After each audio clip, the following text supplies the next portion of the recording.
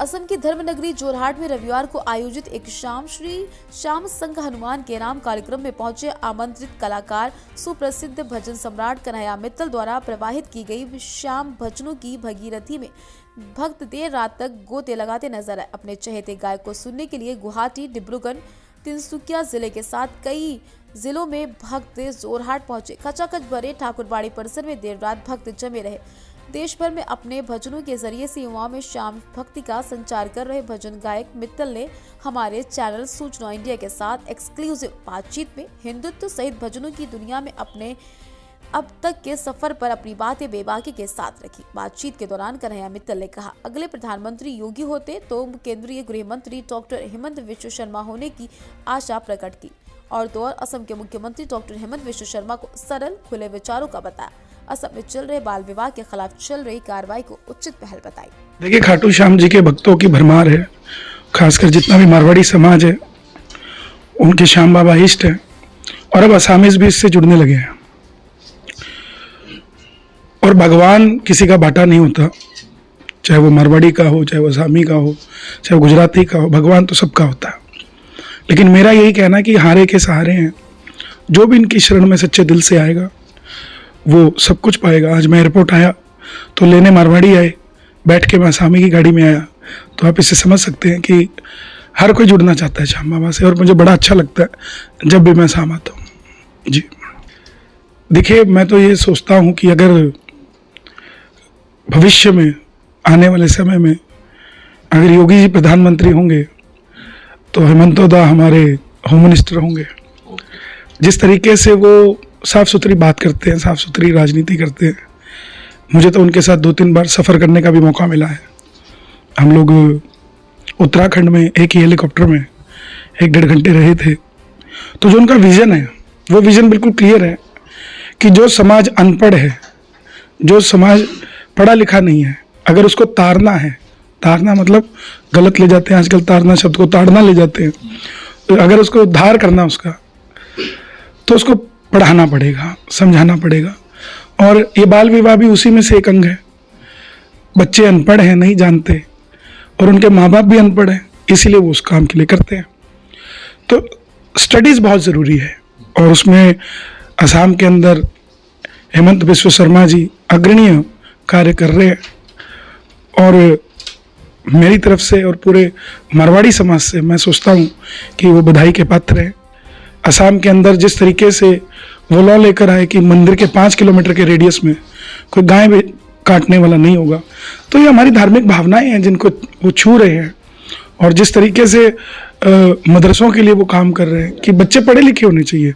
उनका सवाल बहुत अच्छा है, जवाब भी बड़ा अच्छा है कि हम अपने बच्चे नहीं पढ़ा सकते तो किसी और के बच्चे क्यों पढ़ रहे हैं। और ये सच्चाई है, जो चीज़ मैं खा रहा हूँ वो आपको खाना है, जो मैं पहन सकता हूँ वो आप पहन सकते हैं, जहाँ मैं जा सकता हूँ वहाँ आप जा सकते हैं, तो जो मैं पढ़ रहा हूँ वो आप क्यों नहीं पढ़ सकते। तो इतनी सी बात है। आप श्री श्याम खाटू के मतलब आप भजन के ज्ञान करते हैं, ये सिलसिला कब से आपका चालू? देखिए, मैं 7 साल की उम्र से भजन गा रहा हूँ और आज 25 साल मुझे भजन गाते हुए हो गए। खाटू श्याम जी के भजन मैं 2000 से गा रहा हूँ, सन 2000 से। 97 में बालाजी के भजनों से मैंने शुरुआत की, आज भी बालाजी के भजन गाता हूँ। लेकिन एक फील्ड होती है आदमी की कि वो मैया जी के भजन गाता है कि खाटू श्याम जी के गाता है कि बालाजी के गाता है कि भोलेनाथ के गाता है। तो ये श्याम बाबा की कृपा है कि उन्होंने मुझे चुना। मैं गाता तो बालाजी के भी भजन हूँ और उन्हीं से शुरुआत हुई। पहचान मेरी बालाजी के भजनों से भी है, मगर श्याम भक्तों का विशेष मुझे स्नेह मिलता रहता है।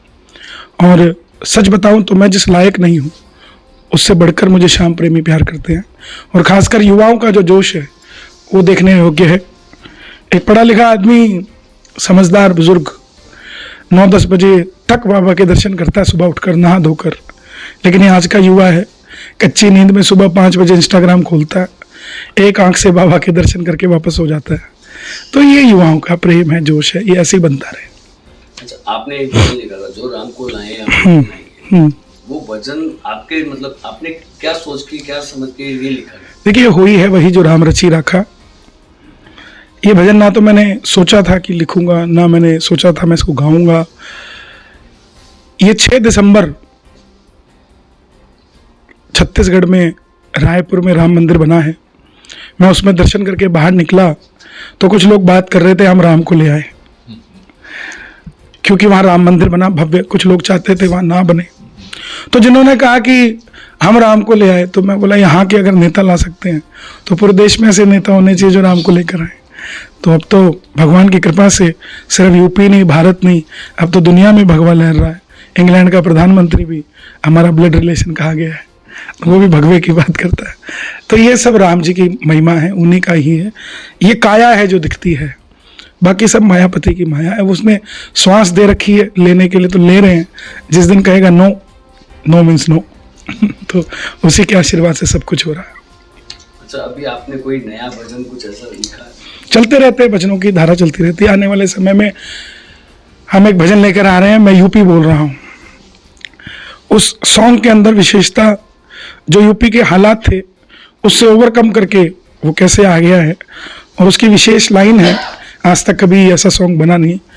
उसके लास्ट में योगी जी का एड्रेस है, लखनऊ में 5 कालीदास उनका निवास स्थान है।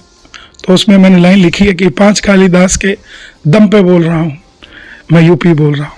तो ये ऐसी चीज़ें जो लोगों को प्रेरित करे, उन पर मेरा फोकस है।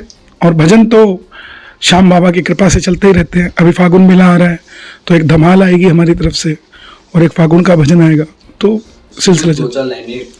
देखिए अभी सारा अंडर कवर है, सब कुछ बन रहा है, तो जैसे ही वो आएगा आपके सामने आएगा।